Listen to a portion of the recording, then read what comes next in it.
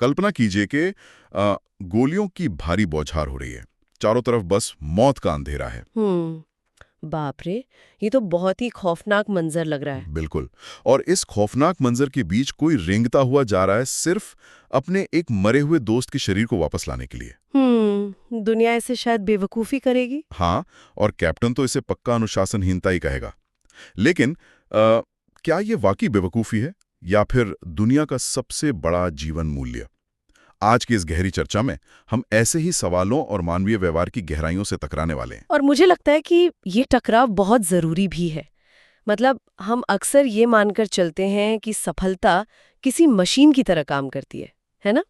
आपने सही डिग्री ली, सही जगह पैसा लगाया, थोड़ी मेहनत की और बस सफलता की मशीन चालू। बिल्कुल ऐसा ही लगता है। लेकिन जब बात इंसानी रिश्तों, भरोसे या लोगों के व्यवहार की आती है, तो ये सीधा साधा गणित अचानक से फेल हो जाता। और यहीं पर सबसे बड़ी गड़बड़ होती है। इसी गणित को डिकोड करने के लिए आज हम एक बहुत ही खास विषय का गहन विश्लेषण कर रहे हैं। हमारे पास अप्पा जीत आपकी जैसी प्रेरक स्रोत सामग्री का एक पूरा स्टैक है। और इसमें से हम सफलता और चरित्र निर्माण के सबसे जरूरी फंडे निकालने वाले हैं। एकदम सही। हमारा मिशन है इस सामग्री में दी गई करीब 14 बेहद प्रभावशाली कहानियों और उनके पीछे जो मनोविज्ञान छिपा है उसे गहराई से समझना। ये चर्चा हमें सिखाती है कि असली सफलता कोई किताबी ज्ञान नहीं है, बल्कि व्यक्तियों की समझ यानी पीपल नॉलेज है। हाँ, और इस पूरी स्रोत सामग्री को पढ़ने पर जो सबसे बड़ा खुलासा मेरे सामने आया वो ये है कि करिश्मा या लोगों को प्रभावित करने की कला कोई जन्मजात जादू नहीं है। मतलब कोई पैदाइशी लीडर नहीं होता? बिल्कुल नहीं। अक्सर लोग सोचते हैं कि लीडरशिप किसी को जन्म से मिलती है, लेकिन असल में ये व्यवहार का एक विज्ञान है, एक ऐसा तरीका जिसे कोई भी सीख सकता है और अपनी जिंदगी में उतार सकता है। सुनने वालों के लिए ये एक बहुत बड़ा रोड मैप होने वाला है। मतलब हर कोई अपने जीवन में अच्छे रिश्ते बनाना चाहता है, समाज में इज्जत पाना चाहता है। हाँ, लेकिन अक्सर अनजाने में की गई छोटी छोटी गलतियों की वजह से सालों पुराने रिश्ते टूट जाते हैं। सही कहा। तो चलिए इस विश्लेषण की शुरुआत उस सबसे बुनियादी सिद्धांत से करते हैं जो हमारे हर रिश्ते की नींव है।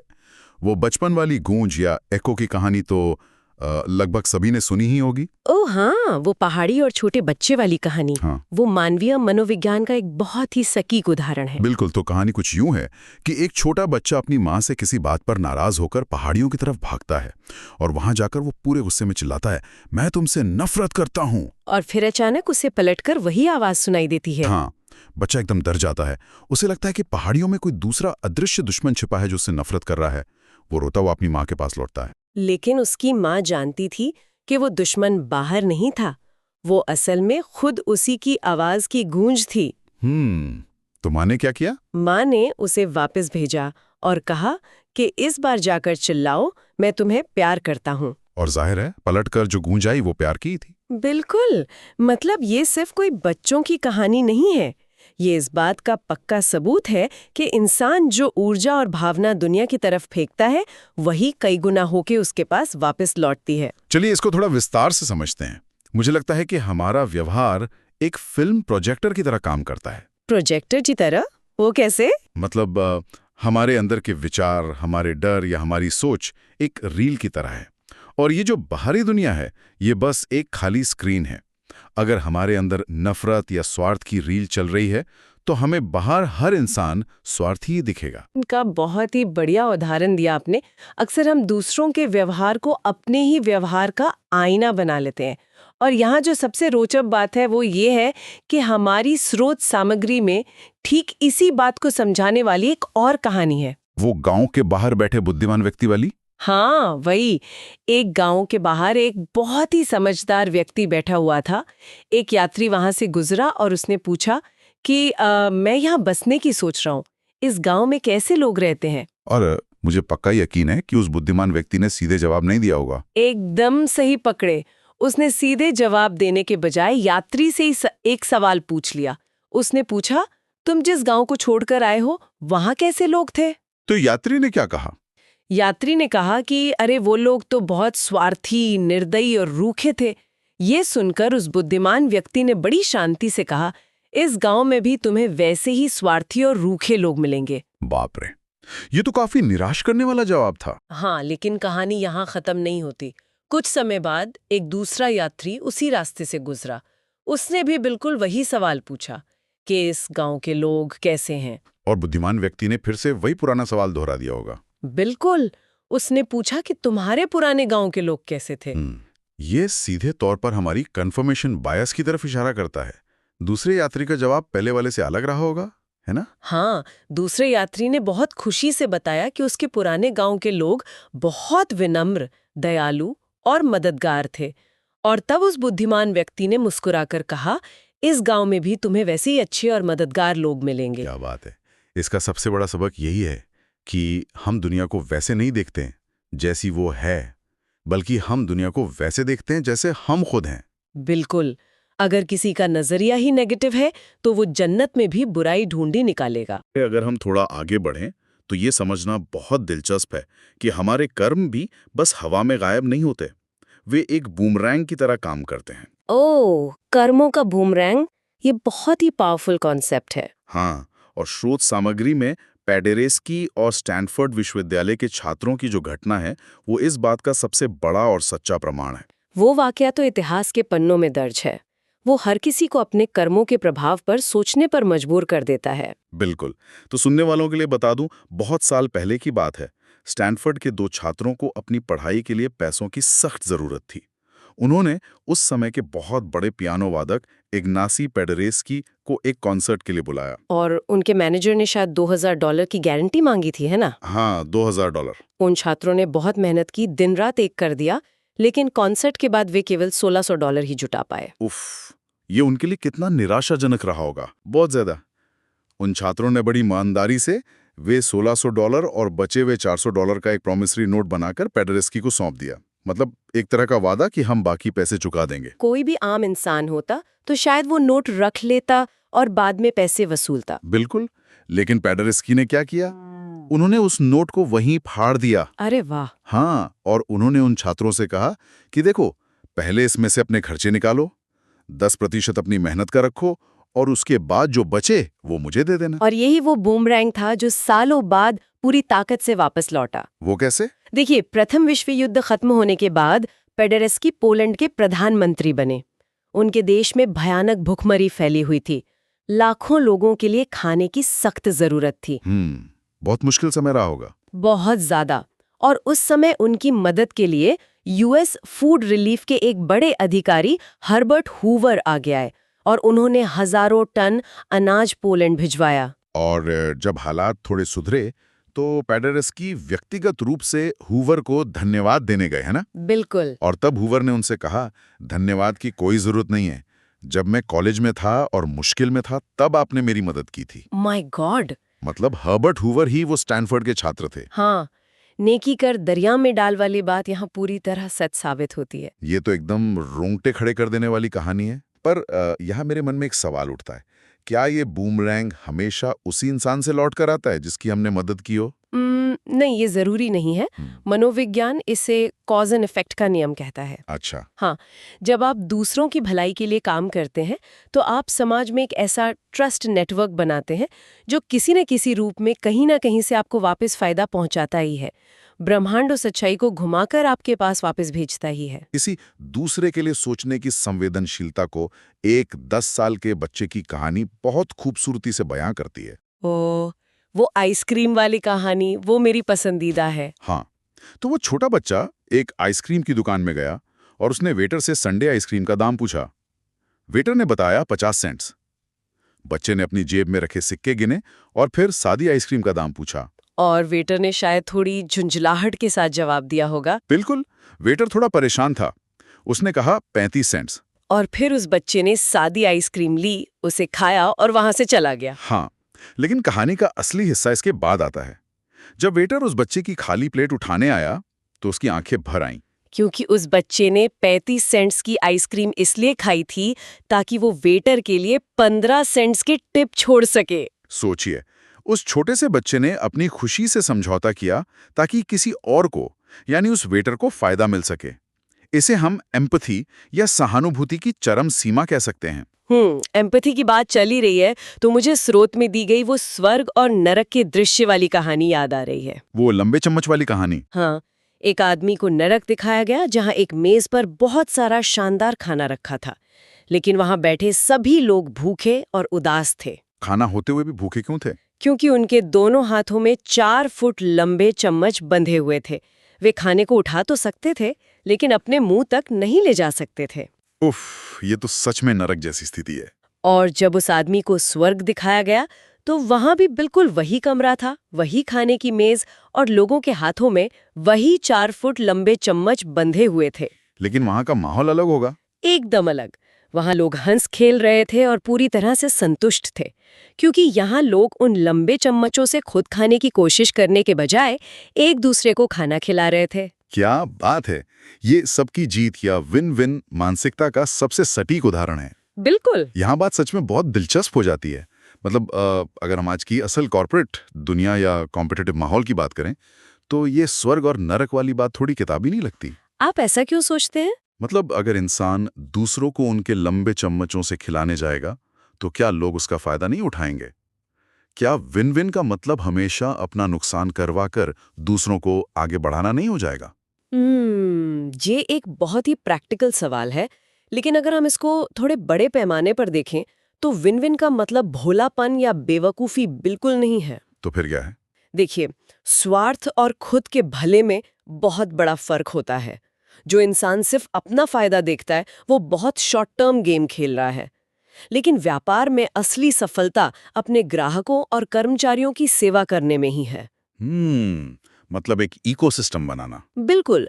जब एक कंपनी अपने ग्राहकों को बेहतरीन सेवा देती है, यानी उन्हें वो लंबा चम्मच देती है, तो बदले में ग्राहक उससे वफादारी और मुनाफा देते हैं। ये पूरा इकोसिस्टम बनाने की ही बात है। और इकोसिस्टम की बात करें तो ये सिर्फ कर्मों से नहीं बल्कि हमारे शब्दों और भरोसे से भी बनता है। अक्सर लोग सोचते हैं कि कर्म सिर्फ हाथों से किए जाते हैं। हाँ, लेकिन मनोविज्ञान कहता है कि हमारे मुंह से निकले शब्द भी उतने ही प्रभावशाली कर्म है। एकदम सही। उड़ते हुए पंखों वाली कहानी इस बात को बहुत गहराई से समझाती है। एक किसान था जिसने अपने पड़ोसी की बहुत निंदा की, बुरा भला कहा, लेकिन बाद में जब उसे पछतावा हुआ तो वो गांव के पादरी के पास गया। और पादरी ने उसे पश्चाताप के लिए एक अजीब सी सजा दी थी, है ना? हाँ, उसने किसान से कहा कि एक थैले में चिड़ियों के पंख भरो और उन्हें शहर के बीचों बीच जाकर हवा में उड़ा दो। और किसान ने खुशी खुशी ऐसा कर दिया होगा कि चलो आसान सजा है। बिल्कुल। लेकिन असली सजा तब मिली जब पादरी ने कहा कि अब जाओ और इन सभी पंखों को वापस बटोर कर लाओ, जो कि भौतिक रूप से बिल्कुल असंभव था। हवा ने सारे पंखों को हर दिशा में उड़ा दिया था। हाँ, ये कहानी दिखाती है कि किसी की इमेज या रेपुटेशन डैमेज कैसे काम करता है। मुंह से निकले शब्द और बिखरे हुए पंख कभी वापस नहीं आते। शब्दों के बाद सबसे बड़ा कर्म है हमारी ईमानदारी और सच्चाई। एक सेर मक्खन की कहानी इस बात का बेहतरीन उदाहरण है कि कैसे बेईमानी खुद बेईमान पर ही भारी पड़ती है। वो बेकर और किसान वाली कहानी? हाँ, एक किसान रोज एक बेकर को 1 पाउंड मक्खन बेचता था। कुछ दिन बाद जब बेकर को शक हुआ तो उसने मक्खन तौला और वो सच में कम निकला। ओहो, फिर तो बेकर बहुत गुस्सा हुआ होगा। बिल्कुल। गुस्साए बेकर ने किसान पर अदालत में मुकदमा कर दिया। लेकिन अदालत में किसान का जवाब बहुत ही चौंकाने वाला था। मुझे याद है जब जज ने पूछा कि वो मक्खन तौलने के लिए किस बाट या वजन का इस्तेमाल करता है तो किसान ने क्या कहा था? किसान ने कहा, हुजूर, मैं गरीब किसान हूँ, मेरे पास सही बाट नहीं है। मैं रोज इस बेकर से 1 पाउंड ब्रेड खरीदता हूँ। और जब ये मुझे ब्रेड देता है तो मैं उसी ब्रेड को पलड़े पर रखकर उसके बराबर मक्खन तौलकर इसे दे देता हूँ। कहाँ? मतलब अगर मक्खन में कोई कमी थी तो उसका सीधा दोष बेकर की खुद की ब्रेड पर था। इसे साइकोलॉजी में हम क्या कहेंगे? इसे हम प्रोजेक्टिव मैनिपुलेशन कह सकते हैं। बेकर खुद बेईमान था, इसलिए उसे दूसरों पर शक हुआ।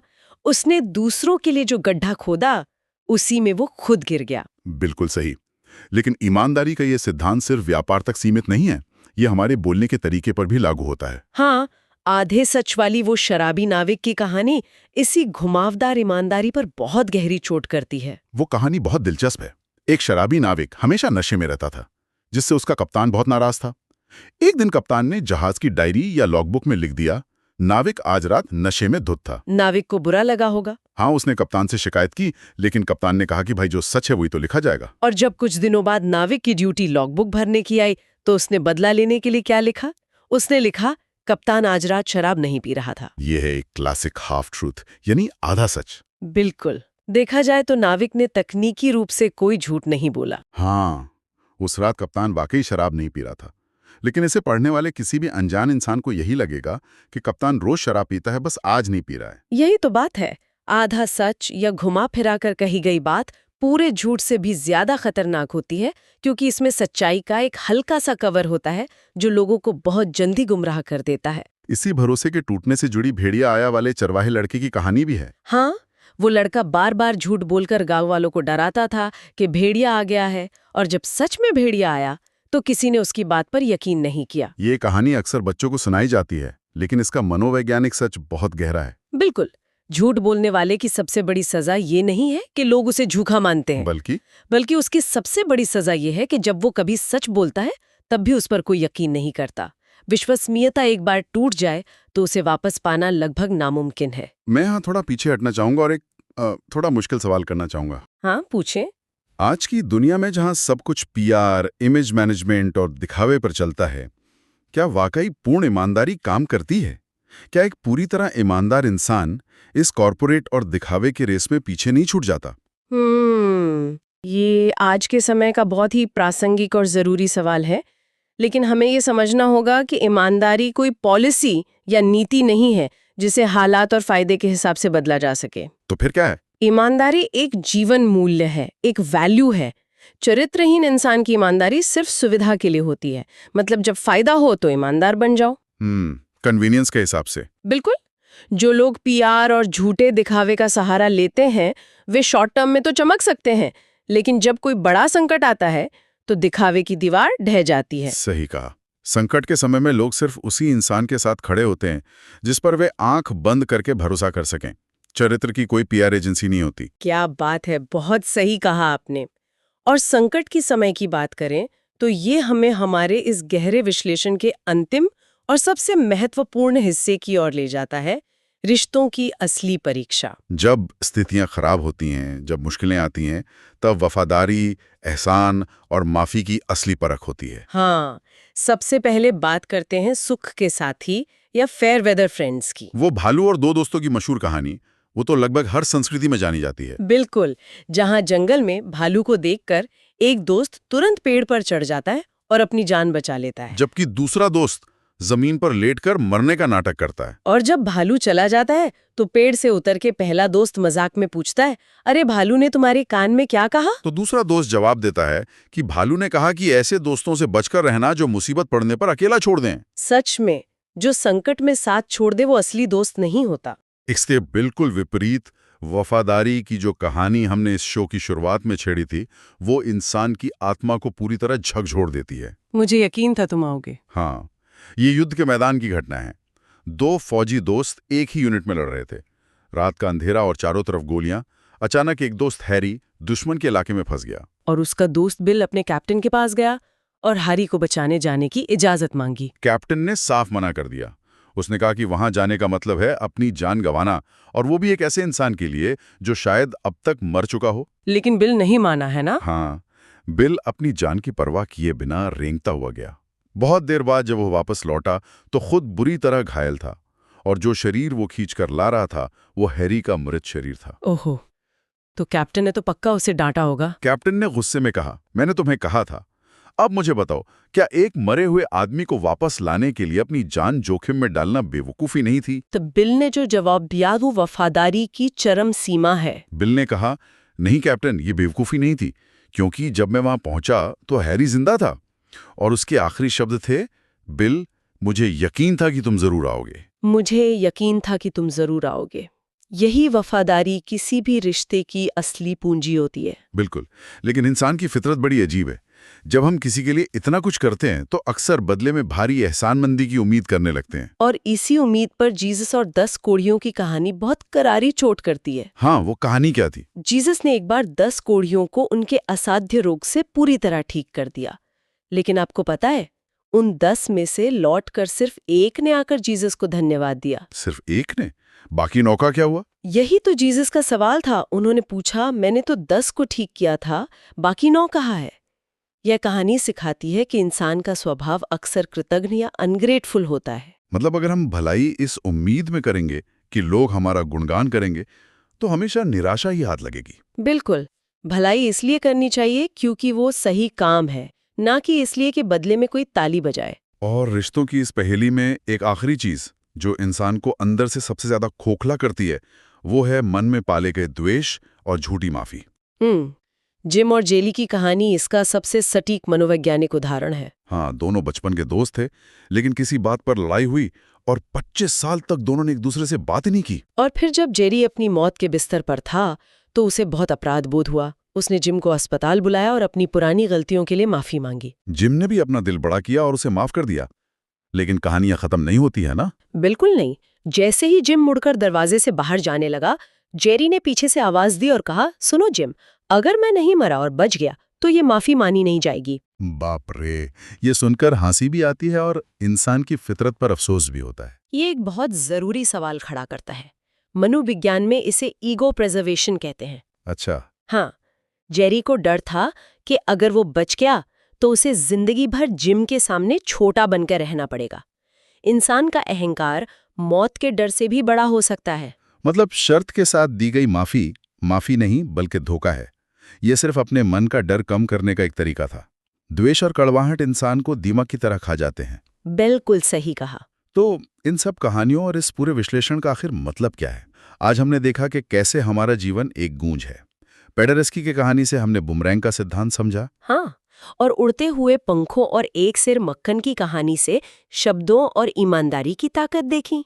और आखिर में फौजी दोस्त और जेरी की कहानी से वफादारी और बिना शर्त माफी का मनोविज्ञान समझा। इन सब का सार बस इतना है कि एक प्रभावशाली व्यक्तित्व कोई बाहर से पहनने वाला कोट या सूट नहीं है। बिल्कुल नहीं। ये चरित्र की वो मजबूत नींव है जो रोजमर्रा की आदतों, सच्चाई और दूसरों के प्रति हमारे नजरिए से बनती है। इस गहरी चर्चा के अंत में एक कहानीकार के नजरिए से सोचने वाली बात यह है कि आज से 10 या 20 साल बाद जब आपकी जीवन की किताब का कोई पन्ना लिखा जाएगा, तो लोग उस पर क्या पढ़ेंगे? बहुत गहरा सवाल है। क्या इंसान को उस किसान की तरह याद रखा जाएगा जिसने बिना सोचे समझे पंख बिखेरे, या उस शराबी नाविक की तरह जो आधे सच बोलता था, या फिर क्या उसे उस फौजी दोस्त की तरह याद रखा जाएगा जिसके लिए कोई पूरे भरोसे से कह सके कि मुझे यकीन था तुम आओगे? ये सच में सोचने वाली बात है। तो सुनने वालों के लिए ये एक बहुत ही कारगर कदम हो सकता है कि वो अपने वादों और कमिटमेंट्स को आज ये कागज पर लिखें और अगले 21 दिनों तक रोज उन्हें पढ़ें, क्योंकि मनोविज्ञान कहता है कि 21 दिन में कोई भी विचार एक आदत बन जाता है। बिल्कुल।